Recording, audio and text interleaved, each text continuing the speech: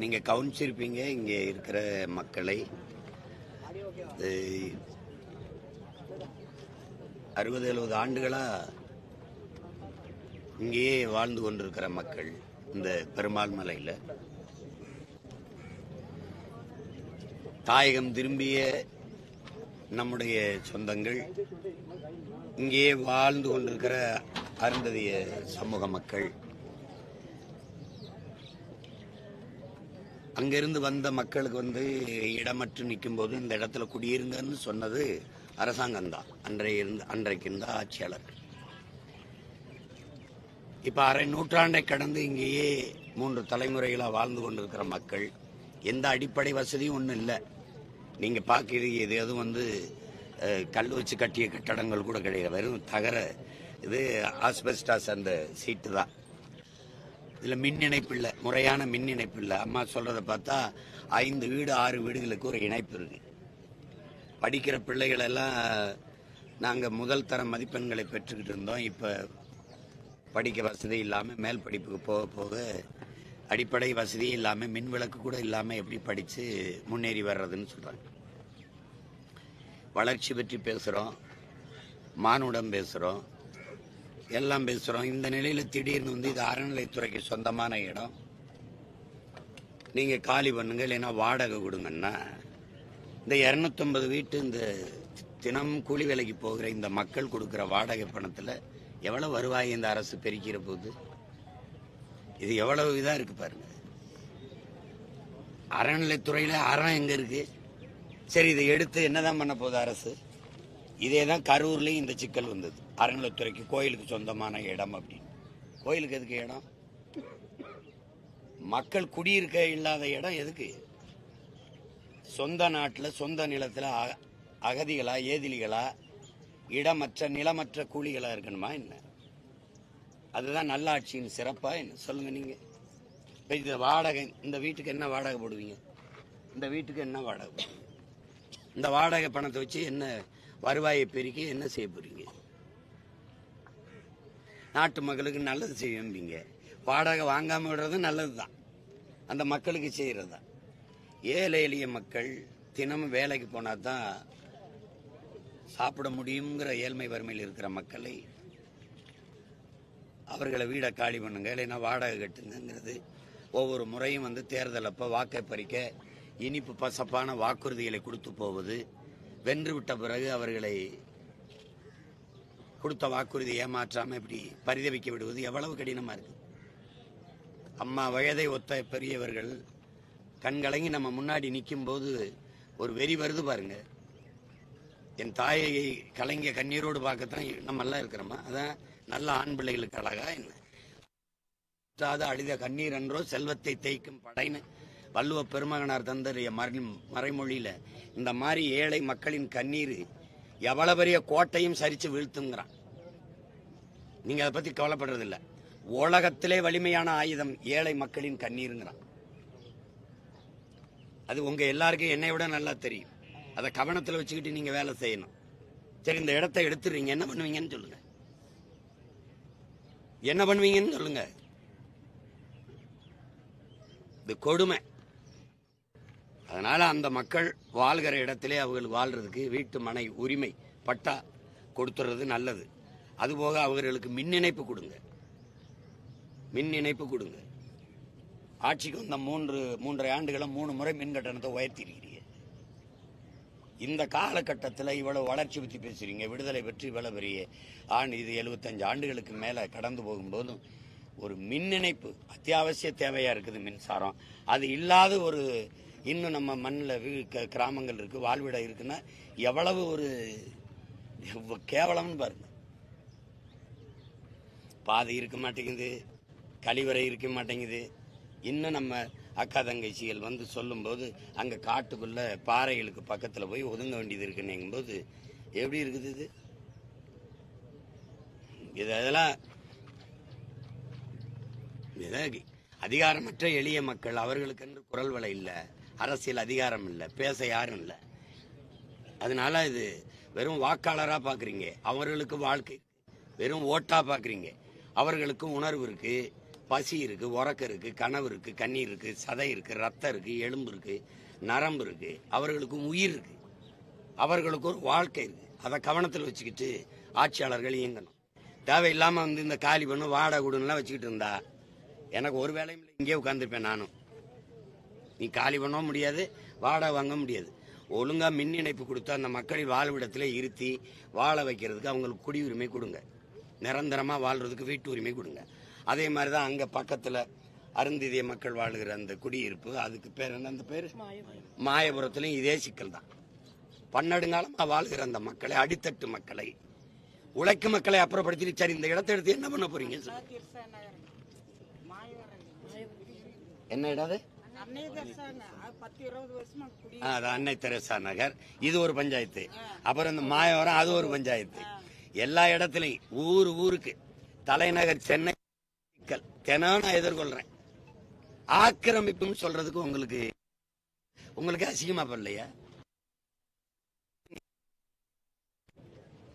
இந்த இடம் கோயிலுக்கு சொந்தமான இடம் தான், வீடு கட்டி குடியிருங்கன்னு சொன்னத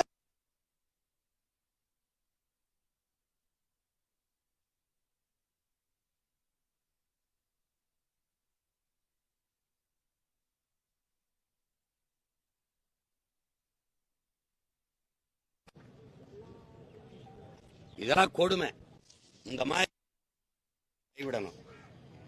எளிய மக்கள் அவர்களால எதுவும் செய்ய முடியாது அப்படின்னு நினைச்சுக்கிட்டு நீங்க அவர்களை இப்படி பரித வைக்க விடுறது. தினந்தோறும் பாருங்க, இப்ப வேலைக்கு போகாம கவலையும் கண்ணீருமா உட்கார்ந்து இருக்கிறத பாருங்க. நான் ஒரு வாரமா என்கிட்ட முறையிட்டு நான் சரி இருங்க நான் என்னன்னு கேட்கிறேன்னு நிக்கிறேன். நீங்களே அவங்க பேசுனதெல்லாம் பார்த்துருப்பீங்க. இது யாருக்கிட்ட பதில் இருக்கு? என்கிட்ட தான் இருக்கா இல்ல உங்ககிட்ட தான் இருக்கா? இது ஒரு அன்பான கோரிக்கையா எடுத்த அரசு இதுக்கு இந்த மக்களுக்கு அதுக்கு அவர்கள் நிம்மதியா வாழ்றதுக்கு ஆவணம் செய்து கொடுக்கணும். அதான் என்னுடைய கோரிக்கை. தேவையில்லாது அவங்க மேல இல்லை, எங்க மேல போராட்டங்களை திணிக்காதீங்க. ஏன்னா அவங்களுக்கு என்ன, நாங்க தான் நிக்கணும், ஒரு வழி கிடையாது. என்னை ஒரு பெத்த பிள்ளையா நினைச்சுதான் அந்த கோரிக்கை என்கிட்ட வைக்கிறாங்க. வேற வழி இல்லை. எனக்கு ஓட்டை விட எனக்கு என் நாடு தான் எனக்கு முக்கியம். எனக்கு வாக்கை விட என் மக்களின் வாழ்க்கை தான் முக்கியம். அதனால அதில் எந்த அளவுக்கும் போவேன் நான். அதை கவனத்தில் வச்சுக்கிட்டு இதை தேவையில்லாத என் மக்களை தொந்தரவு பண்ணுறதை கைவிடுங்க. இந்த மின் இணைப்பு ஒன்றும் இல்லை, நாங்களே காசு வசூலித்து கூட நான் 2 இதை ஊண்டி நாங்கள் மின் இணைப்பு எடுத்து கொடுத்துடலாம். உரிமையை, வீட்டு உரிமையை நான் எங்கே கொடுக்கறது?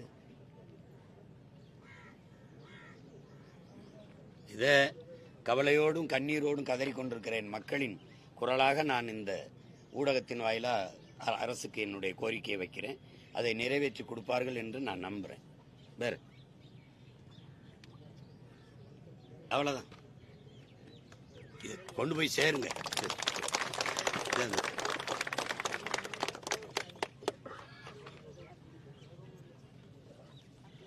சரிதானே ஐயா? கொண்டு போயிருங்க. நன்றி, வணக்கம். பெரியாரை இழிவுபடுத்தும் கூலிக்காரர்களுக்கு எதிராக தான் அரசியல் செய்ய வேண்டியது கனிமொழி எம்பி பேசியிருக்காங்க. இதை எடுத்து போடுவீங்களா? இப்ப அவங்க அவங்க அப்பாவை தான் அப்படி சொல்றாங்க. அம்மையார் கனிமொழி பெரியாரை இழிவுபடுத்தும் கூலிகளை எதிர்த்து அரசியல் செய்ய வேண்டியது இருக்குதுன்ட்டு அவங்க அப்பாவையும் அந்த கட்சியினுடைய தோற்றுனர் ஐயா பேரறிஞர் அண்ணாவையும் தான் சொல்றாங்க. ஏன்னா நான் பெரியாரை இழிவுபடுத்தல. பெரியார் என்ன பேசியிருந்தாரோ எழுதியிருந்தாரோ அதை எடுத்து பேசுறேன். பெரியாரை பற்றியே பேசுகிறார்கள் இந்த பெருமக்கள், அம்மையார் கனிமொழி உட்பட. பெரியார் என்ன பேசினாரு, பெரியார் என்ன எழுதி வச்சாருன்னு எடுத்து பேச உங்களுக்கு யாருக்கும் துணிவு. பெரியார் யாரு தெரியுமா, பெரியார் யாரு தெரியுமான்னு கேக்குறீங்க. தெரியல, சொல்லுங்கன்னா சொல்ல மறுக்கிறீங்க. பெரியாரை இந்த தமிழ்நாட்டில் திமுக அளவிற்கு அந்த கட்சியின் தலைவர் பேரறிஞர் அண்ணா, ஐயா பெருமகன் கருணாநிதி அவர்களை விட யாராவது இழிவா பேசியிருக்காங்களா? நீங்க சொல்ற பெரிய கூலி அம்மையார் கனிமொழி அவர்களே, நீங்க பேசுற பெரிய கூலி உங்க அப்பா தான். அப்ப நீங்க உங்க அப்பாவை தான் ஏத்து பேசிட்டு இருக்கிறீங்க. நீங்க ஒரு பெரியாரிஸ்டா? நீங்க அம்மையார் சார்பா கேள்வி எழுப்பினவர் நீங்க. உங்களையே நான் கனிமொழியாவே நினைச்சு கேள்வி கேட்கிறேன். நீங்க ஒரு பெரியாரிஸ்டா? எந்த இடத்துல கடவுள் மறுப்பில்லையா? உங்க மருமகன் உதயநிதி நெத்தில திருநீர் பூசணில இல்லையா? நீங்க ஒரு கடவுள் மறுப்பாளர், அப்படியா? அதை ஏற்கனமா? சமூக நீதி, பெண்ணிய உரிமை, உங்க கட்சி பெண்கள் கொடுத்த முன்னுரிமையை பேச முடியுமா? நீங்க பெரியாருடைய சாதி மறிப்பு, தீண்டாமை ஒழிப்பு, இதுக்கெல்லாம் நீங்க பெரியார் எங்க சாதி ஒழிப்பு நிலைநிறுத்திருக்காரு? இத்தனை தொகுதிகள் தமிழ்நாட்டில் இருக்கும்போது தூத்துக்குடியில போய் நீங்க போட்டிட்டதுக்கு காரணம் சொல்ல முடியுமா? நீங்க சொல்லல, இல்ல நான் சொல்லிட்டேன். காரணம் என்ன? சென்னையில் நின்றுருக்கலாம், இங்க கோயம்புத்தூர்ல நின்றுருக்கலாம், ஈரோட்ல நின்றுருக்கலாம், சேலத்தில் நின்றுருக்கலாம், வேலூர்ல நின்றுருக்கலாம், விழுப்புரத்தில் நின்றுருக்கலாம். எதுக்கு தூத்துக்குடியில போய் நிக்கிறீங்க? சாதி ஒழிப்புன்னு அங்க ஏமா அந்த பாவப்பட்ட மக்கள் இருக்கான், அதானே சாதி. உங்களை இன்னும் அந்த மக்கள் அவங்க தன் சாதிக்காரன் நம்புறான் பாருங்க. அந்த அளவுக்கு பைத்தியக்கார மக்களை அந்த மக்களை நம்பி வச்சிருக்கீங்க நீங்க, அப்படித்தானே? தூத்துக்குள்ள ஏன் போய் 2 தடவை நின்னீங்க சொல்லுங்க? அந்த பாவப்பட்ட மக்களை உங்க ஆளு, உங்க சாதியாளு, அதுவும் நம்பிக்கிட்டு இருக்கு. கருணாநிதி மக எப்படிங்க நாடாரா இருக்க முடியும்? கனிமொழி நாடார்னா அழகிரி, ஸ்டாலின், மு.க. தமிழரசு எல்லாம் நாடார் தானே. ஒரு அப்பாவுக்கு 2 சாதி இருக்குமா? யாராவது சொல்லுங்க, சொல்லுங்க. அப்ப என்னதுல போய் தூத்துக்குள்ள நின்னீங்க? நீங்க பெரியாரை பத்தி பேசுறதுக்கு தகுதி ஏதாவது இருக்கா? சும்மா கூலி காலின்ட்டு. பெரிய கூலியா உங்க அப்பா தான். சென்னைக்கு படிக்க வர பெண்களுக்கு பாதுகாப்பு இல்லைன்னு ஆளுநர் அந்த பெண்ணிய உரிமையை நிலைநாட்டின பெரியாரிய பெருமக்கள்கிட்ட கேளுங்க.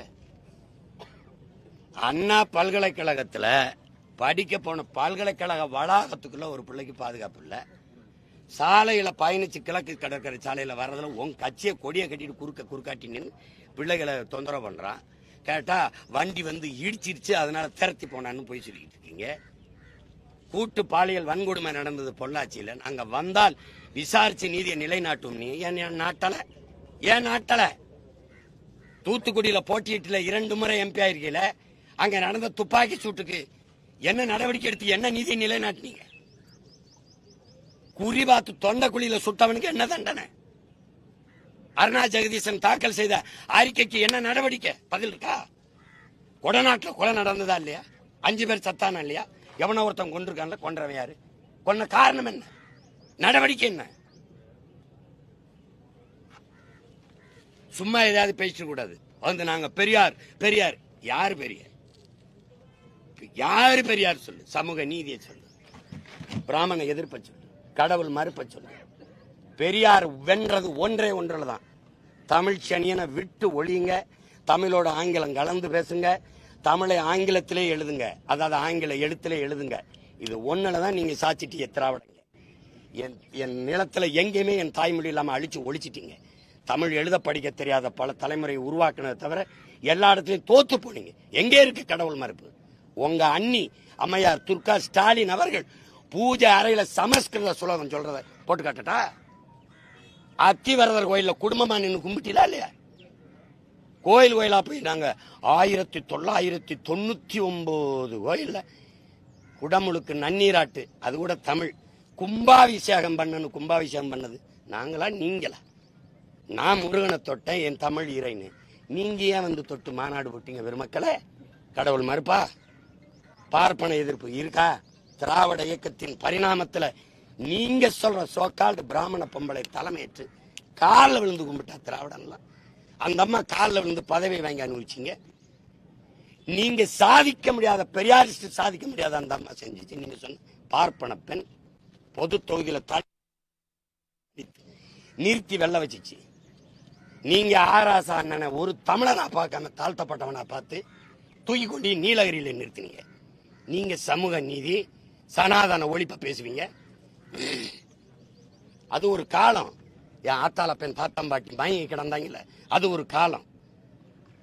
தாழ்த்தப்பட்ட அருந்ததியர்ல ஒருத்தனை தூக்கி சபாநாயகராக்கி தனபால் வரும்போது முதலமைச்சர் வரைக்கும் எந்திரிச்சு நிக்கிற உயரத்தில் உட்கார வச்ச பெருமகள் நீங்க சொல்ற பிராமண பொம்பளை. அதை நீங்க செஞ்சீங்களா? எதுக்கு சமூகம்? எதுக்கு எங்க இருக்காரு பெரியார்? எந்த இடத்துல? படிப்பா? படிப்பு மிகப்பெரிய வியாபார பண்டமாக்கிட்டு கல்விய இந்த இடத்துல இருக்குது. கல்வி யாரு? எங்களுக்கு என்ன படிப்பு வராமையா இருந்தது? இந்த எங்க அம்மா சொல்லுதுல, கல்வி இருந்துச்சு, காசு இல்ல, வறுமை. அந்த கல்வியை இலவசமா தந்தான் படிக்காத என் தாத்தை.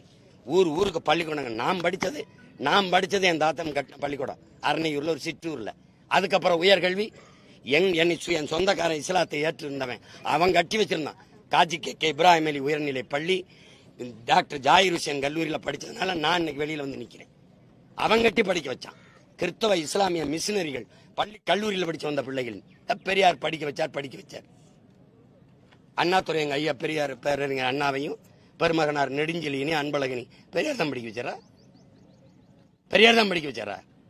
எம்ஜிஆர் தன்னுடைய சொத்துக்களை கடைசியா காது கேளாதவர், வாய் பேச முடியாத பிள்ளைகளுக்கு ஒரு அறக்கட்டளை எழுதி வச்சு கொடுத்துட்டு போனார். அப்படி பெரியார் அவர் சொத்தை கொடுத்துட்டு போனாரா?